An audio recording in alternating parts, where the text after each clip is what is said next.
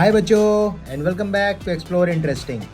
तो यार इस वीडियो में अपन जानेंगे कि अगर एक टेबल से एक चेन लटक रही है तो फ्रिक्शन की वजह से वो चेन स्लिप ऑफ होके गिरेगी नहीं, कुछ इस प्रकार से आप जैसे देख सकते हो। तो हम जानना चाहते हैं कि मैक्सिमम कितनी लेंथ ऑफ चेन हैंग कर सकती है without slipping from the table, और टेबल का कोएफिशिएंट ऑफ फ्रिक्शन वगैरह अपन को दे रखा होगा। तो चलो सीखते हैं इस क्वेश्चन को कैसे हैंडल कर सकते हैं। So let's get started with this video. So सबसे पहले सपोज एक हमारे पास m मास की चेन है जिसकी लंबाई टोटल l है, ठीक है। उसमें से कुछ पार्ट यहाँ ऊपर रखा हुआ है और कुछ पार्ट यहाँ लटक रहा है। तो हम जानना चाहते हैं मैक्सिमम कितना पार्ट नीचे लटक रहा होगा, राइट। तो यहाँ पे सबसे पहले आप सोचो, जो भी पार्ट लटक रहा होगा उसका कुछ mg नीचे लग रहा होगा, जहाँ पे m होगा लटकने वाले पार्ट का मास, और इसके अलावा जो पार्ट ऊपर रखा होगा वो टोटल मास में से लटकने वाले पार्ट का मास अलग कर देंगे, उससे आ जाएगा। उस मास के कारण जो भी यहाँ पे नॉर्मल प्रोड्यूस होगा उस नॉर्मल की वजह से फ्रिक्शन जनरेट होगा, फ्रिक्शन। तो अपन बोल रहे हैं अगर फ्रिक्शन का मैक्सिमम वैल्यू इस लटकते पार्ट के mg को बैलेंस करा ले तो ये चेन यहाँ पे रुकी रह जाएगी, ठीक है। तो क्वेश्चन हमसे पूछता है कि व्हाट मैक्सिमम पार्ट या what maximum length of chain can hang from the table without slipping.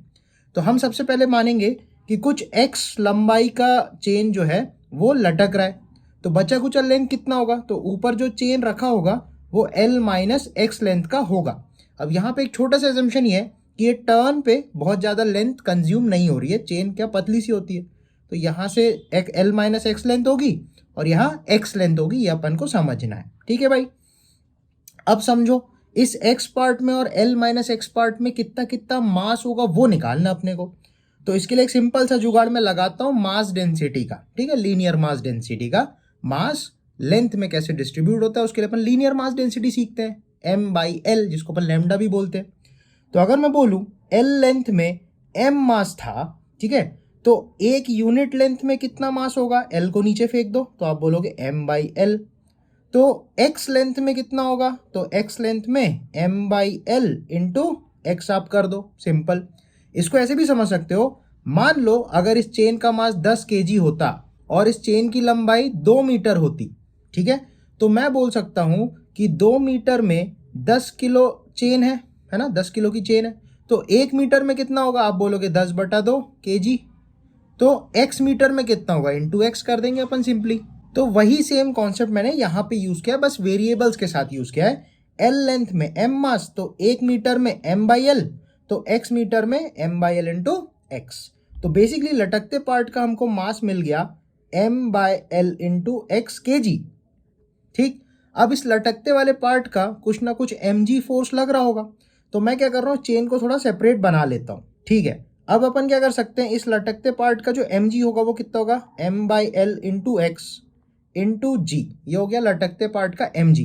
दूसरा चीज हमको ये देखना है कि जो पार्ट टेबल पे ऐसे रखा हुआ है उस पे फ्रिक्शन कितना लग रहा होगा, ठीक। और हम यहाँ बोलते हैं अगर मैक्सिमम फ्रिक्शन, इस रखे पार्ट का जो मैक्सिमम फ्रिक्शन डेवलप हो सकता है, वो मैक्सिमम फ्रिक्शन अगर इस फोर्स को बैलेंस आउट कर ले तो ये चेन लटकी रह जाएगी, कोई दिक्कत नहीं होगा, वही मैक्सिमम लटकी हुई लेंथ होगी, क्योंकि एक्सट्रीम वैल्यूज के लिए हमें मैक्सिमम मिलता है। या सिंपल टर्म्स में आप ऐसा भी सोच सकते हो कि जब यहाँ maximum length of chain hang कर रही होगी तो यहाँ पे जो फ्रिक्शन लग रहा होगा वो भी मैक्सिमम होना चाहिए, तभी वो फ्रिक्शन पकड़ के रख सकता है। अगर वो फ्रिक्शन कम हो गया तो इस फोर्स को बैलेंस ही नहीं कर पाएगा।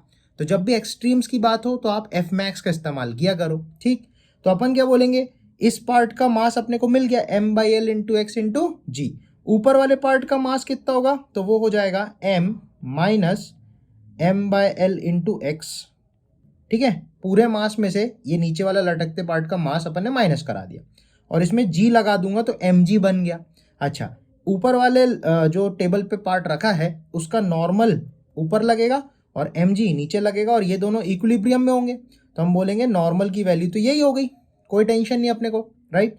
अब अपन क्या बोल रहे हैं, जो भी फ्रिक्शन लगेगा तो वो उसकी मैक्सिमम वैल्यू कितनी हो जाएगी, म्यू एन। यहाँ पे म्यू अपन को कुछ वैल्यू हो सकता है क्वेश्चन में दिया हो, अपन अभी वेरिएबल के टर्म्स में ही कर रहे हैं। तो हम ये बोलेंगे जब ये मैक्सिमम फ्रिक्शन इसको बैलेंस कर जाए तो वहां से जो x निकल के आएगा वही maximum length of the chain hanging आएगा, ठीक है भाई। तो अब अपन को क्या करना है, इसको और इसको बैलेंस आउट करना है। अच्छा, म्यू एन, एन की वैल्यू आप यहां से रख देना, ठीक। तो हम बोलेंगे F max equals M by L into X into G हो जाए तो अपना काम बन जाए। एफ मैक्स को रखेंगे म्यू एन, एन की वैल्यू क्या होगी M minus M by L into X whole into G बराबर M by L into X into G. देखो जी जी कैंसिल हो जाएगा, एम एम एम मैं कॉमन लेके काट सकता हूँ, तो मुझे यहाँ मिलेगा mu 1 minus X upon L बराबर एक्स अपॉन एल। ठीक, अब इसको मैं इस तरफ ले रहा हूँ, तो अपन लिख सकते हैं mu minus mu x upon L बराबर एक्स अपॉन एल। अब मैं क्या कर रहा हूँ, इसको इधर ले जाऊंगा, वहां से x कॉमन ले लूंगा तो मुझे x अलग मिल जाएगा, x प्रेसिपिटेट हो जाएगा ऐसा बोल सकते हो। तो यहाँ पे अपन को मिलेगा म्यू बराबर x कॉमन ले लिया, x बाई एल कॉमन ले लेते हैं चलो, तो यहाँ क्या बचेगा 1 प्लस म्यू। ठीक, अब x को एक ही तरफ रख के बाकी सारी टर्म्स को इधर ले रहा हूँ, तो l को ऊपर को दा दूंगा और ये 1 प्लस म्यू को नीचे को दा दूंगा, तो मेरा x निकल के आ जाएगा x बराबर mu L upon 1 plus mu. तो ये वो x है, ये वो मैक्सिमम लेंथ ऑफ चेन है जो यहाँ पे आप हैंग करा सकते हो।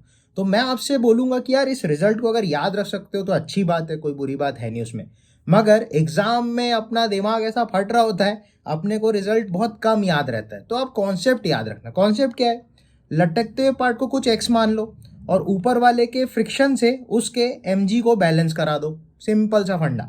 ठीक, अच्छा यहाँ पे एक छोटी सी चीज आपके मन में आ सकती है कि यार ये फोर्स इधर लग रही है, ये फोर्स इधर लग रही है, फिर इक्विलिब्रियम कैसे चल रहा है भाई। तो उसको समझाने के लिए मैं बोलूंगा ये चेन एक सिंगल बॉडी है। ठीक, अब भले यहाँ पे टर्न हो जा रहा है, तो वो चेन टर्न होने की वजह से उसके थ्रू में जो फोर्सेस ट्रांसफर हो रही है या ट्रांसमिट हो रही है वो भी मुड़ जा रही है।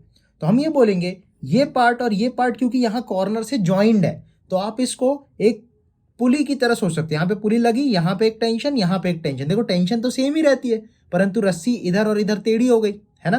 तो यहाँ भी कुछ ऐसे ही हो रहा है, इस वाले पार्ट का जो भी फोर्स है वो इधर लग रहा है, इस वाले पार्ट का जो भी फोर्स है वो इधर लग रहा है, लेकिन यहाँ पे क्योंकि एक सिंगल बॉडी है, पूरी चेन एक सिंगल बॉडी है, इसीलिए ये फोर्स यहाँ से यहाँ मुड़ सकती है, ऐसा अपन बोल सकते हैं। तो हेंस ये इक्विलिब्रियम में रह सकता है, मैक्स टू मैक्स एक्स इतना हो सकता है, ये अपन को ध्यान रखना है।